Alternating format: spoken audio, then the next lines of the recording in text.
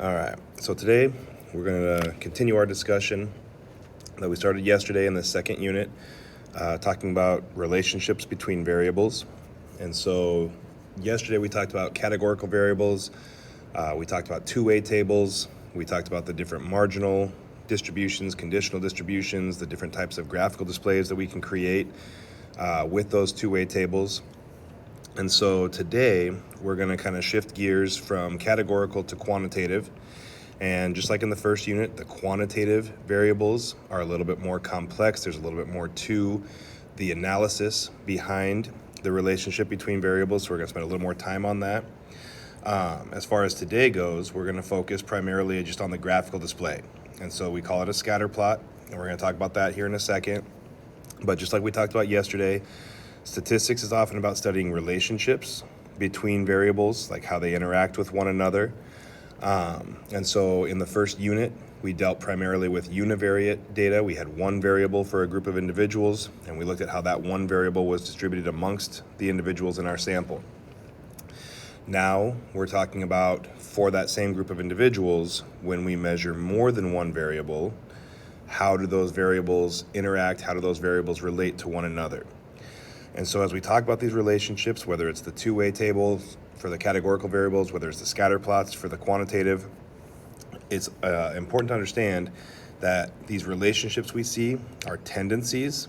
So we see that this is what tends to happen. It does not mean that it's a hard, fast, always going to be the same relationship. There are always deviations from the general pattern.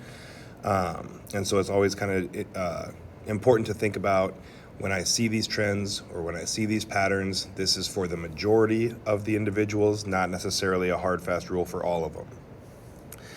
And so as far as scatter plots are concerned, we're going to talk about basically two main ideas: just how to create the scatter plot and then how to describe the scatter plot. So when we see this scatter plot and we want to describe the association between the variables, what's that going to look like? And so scatter plots are the most common way of displaying relationships or associations between two quantitative variables. And really what it boils down to is plotting points in the coordinate plane. And so what's going to happen is, given the two variables for a problem, we're going to set up our explanatory variable. We talked about these yesterday. So that's the one that we think, if there's a cause and effect relationship, is the cause.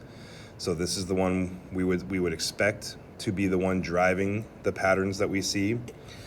So we place that on the x-axis. And then the response variable, the one that we would label the effect in that cause and effect relationship, is going to go on the y-axis.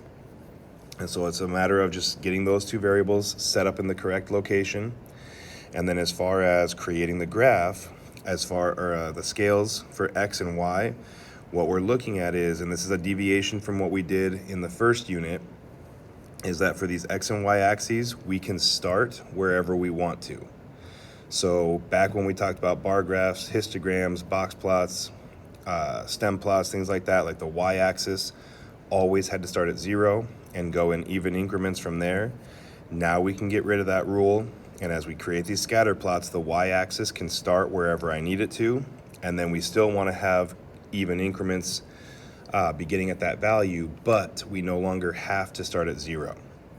Same thing on the x-axis, like it's always been. I can start the x-axis wherever I want, and then I can continue in even increments from there. So as we look at the scatter plot here, what we notice is the two variables being measured were the year and the prediction error for hurricanes. So they were trying to predict the path of hurricanes, and they were trying to figure out how close they were to getting the correct path. And so what happens is, for each year, they examined a hurricane and they looked at how far off from the predicted model that particular hurricane was. And so each dot simply represents, for that specific year, how far off from the model that particular hurricane was.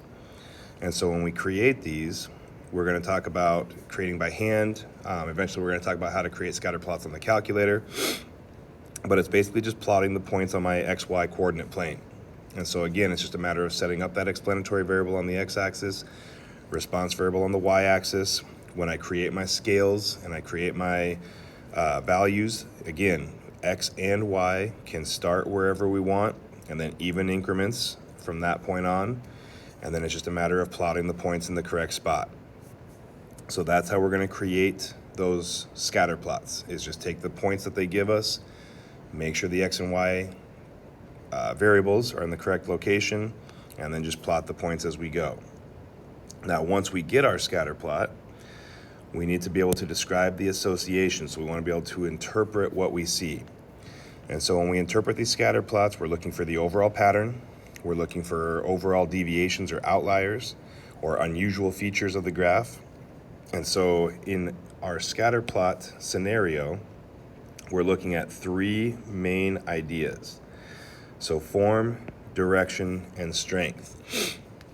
And if we think back to our univariate data, when we described our histograms, when we described our stem plots, we talked about shape, center, spread. So different aspects of the actual distribution. It's the same idea for scatter plots, but now we're just analyzing a little bit different scenario. So we're talking form, direction, and strength. So as far as form is concerned, we're looking at the overall shape, and really what it is a matter of, I have a linear association, I have a nonlinear association, or there really just is no pattern at all.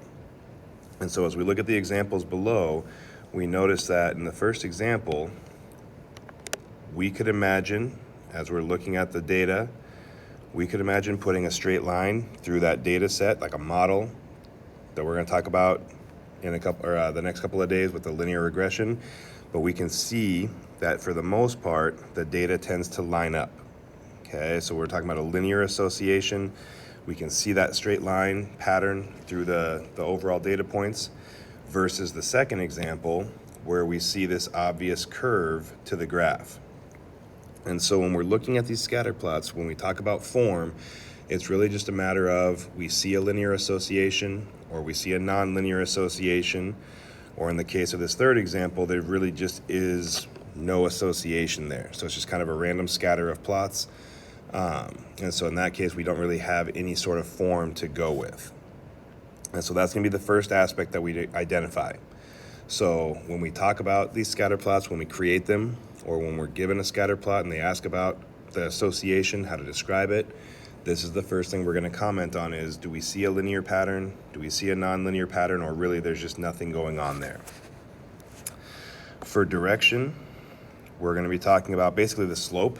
So when we see the pattern emerge, so in this case we have that linear pattern, we see that as x increases, y also increases.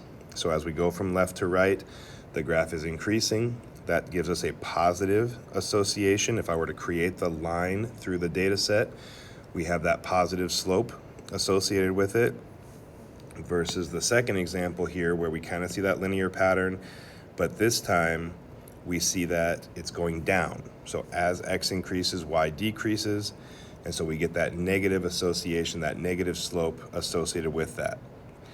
So we have our linear, nonlinear, we have our direction, so positive, negative, and it can be nonlinear and positive or negative as well. So for instance, if I had a graph that looks something like this, obviously a nonlinear association, we can see the curve to it, but it is positive because as x increases, so does y. Or we can have a negative nonlinear association where as x increases, y decreases, but again in a nonlinear form. So it doesn't have to be linear to have a direction to it. Sometimes the direction can change. So sometimes we have a situation where we start off negative, and then as x increases, eventually so does y. And so we can have a change in direction as we go from the beginning to the end. And so that's something else that we would want to kind of monitor as we're talking about this whole idea of positive versus negative. The last part of this is the strength of the association. So for strength, we're talking about how close the points are to the overall form.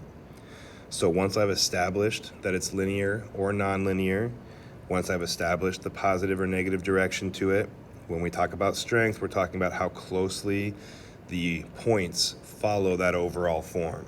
So in this first example here, we see that if we look at this linear association that has a positive direction, we see that the points follow that linear form really well. So they're really tightly clustered around that linear form. versus the second example where as I fit my line, we notice that the points are a little bit more scattered around that particular line. So we have a strong association, we have moderately strong associations, we can have moderately weak, we can have weak associations like this last one. So there really isn't too much of a form in that last example. And so they have a weak association where the points are pretty much just randomly scattered. And so as we talk about that strength, it's just a matter of how close do the points come to that form that we see. And so anytime we're given scatter plots, those are the three things we want to make sure we comment on. So as an example here, if we were to analyze the current scatter plot, so central pressure versus max wind speed for hurricanes, as we look at the association, what we notice is for form, we can see that that has that linear association.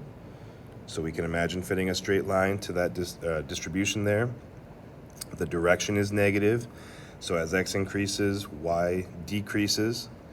And then as far as strength is concerned, again, we'd have kind of a moderately strong to strong association. This is where there's a little bit of subjectivity involved in the description. We're going to talk about how to quantify strength tomorrow.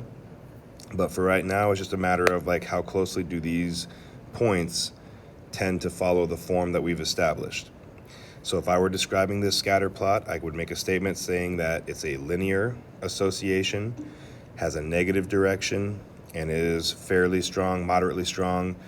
And then the other thing you want to make sure we comment on, if there are any unusual features, if there are any outliers. And so what we notice is there's two values down here that tend to fall off the beaten path. So whereas most of the points follow the form that we described, those 2 points fall off the beaten path. They're kind of out off to the side on their own.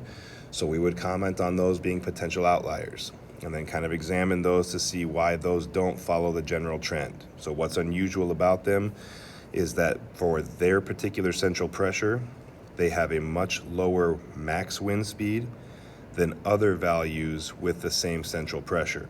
So they don't tend to follow the exact same pattern that the rest of the points do as well.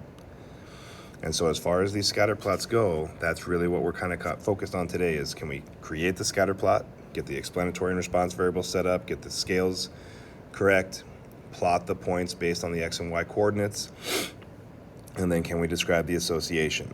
So can I talk about form, linear versus nonlinear, positive versus negative, and then how strong the association appears to be, how closely those values follow the form.